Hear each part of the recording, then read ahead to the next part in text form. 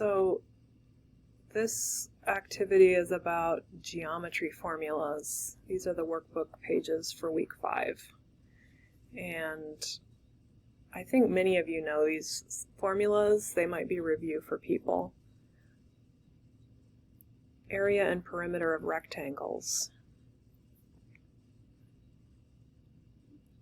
The area of a rectangle depends on the dimensions. And often in a math class, these dimensions are given. In real life, you would have to measure them. And if you're making something, you might be measuring and cutting to assemble a rectangle. But we multiply length times width to get area. So there's the formula. And in what situations might you need to find the area of a rectangle? Well, I don't know the last time this came up for you.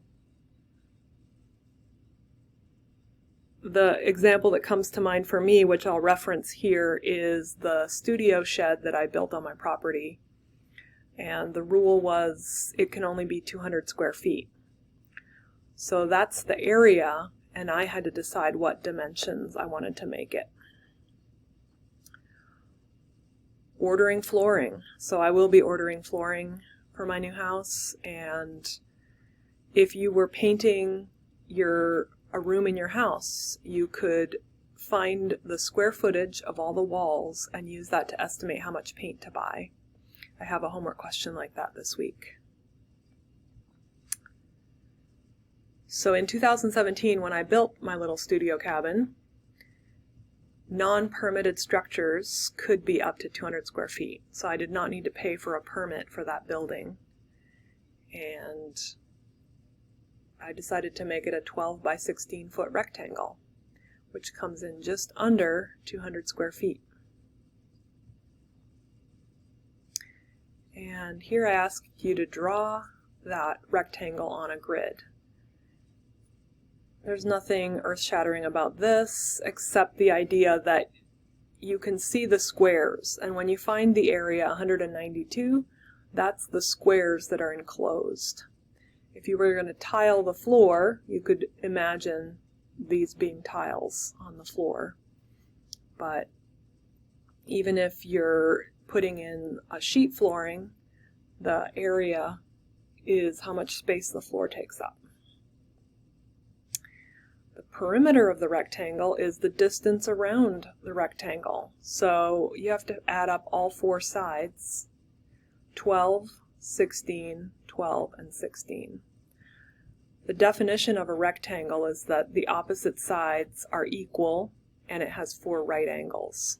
These need to be 90-degree angles. I do have a formula for the perimeter, which you can use. 2 times L plus 2 times W. And you could even do a slightly different formula. Sometimes I feel like doing this.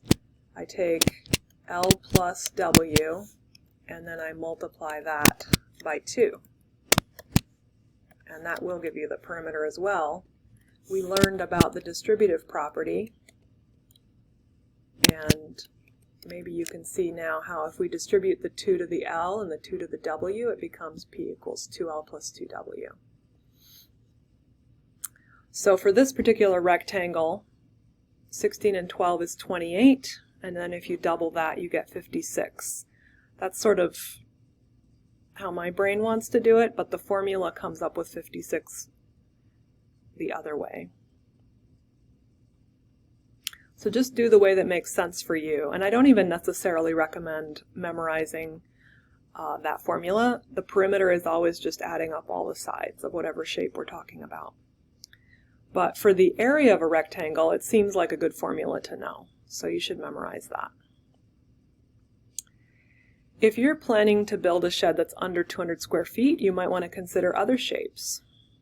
So 16 by 12 was one choice, but depending on what the use of the building is, you might want a different shape. So I came up with some suggested dimensions that may or may not work, but you're just in the brainstorming process here. So for each of these possible shed dimensions, find the area and the perimeter and draw them on the paper here. And you're going to have to squeeze them in and maybe even overlap them. But the idea is that you're thinking about the shapes and how the shapes impact the perimeter and the area that you get. So take a little time to do that on your own.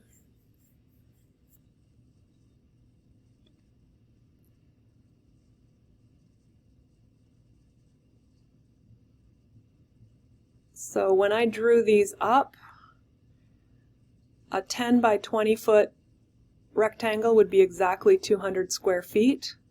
8 by 24 comes in just under 200 square feet. 15 by 15 goes over. And 14 by 14 would be another great shape. So those are all possible shapes. Often builders like to design in increments of 4 feet because plywood comes 4 feet wide, 4 feet by 8 feet sheets. So it can be smart to do a rectangle like 8 by 24 or 12 by 16. If you do 10, you're going to have 4 feet, 4 feet, and then a half sheet of plywood over here when you sheathe the building. And then the perimeter, we got 60, 64. Interestingly, this perimeter is bigger than this one, even though this area is smaller than this one. And you can see why this rectangle has more perimeter. It's long and narrow, so it's a greater perimeter. And it will cost more to build a building that has a bigger perimeter because you're paying for all the building materials on the perimeter. This one is already bigger. And this comes in at 56 feet. So this might be a good choice. You're going to have to decide which is better for your situation.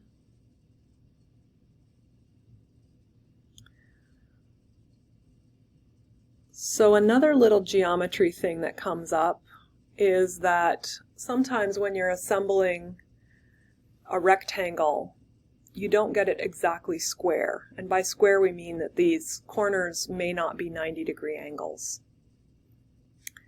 In order to fix that, you can check your diagonals. The diagonals in a rectangle are the same length. If your rectangle is skewed and it's a parallelogram, then you have a longer diagonal here and a shorter diagonal here. And this is definitely, I use this all the time when I'm building. And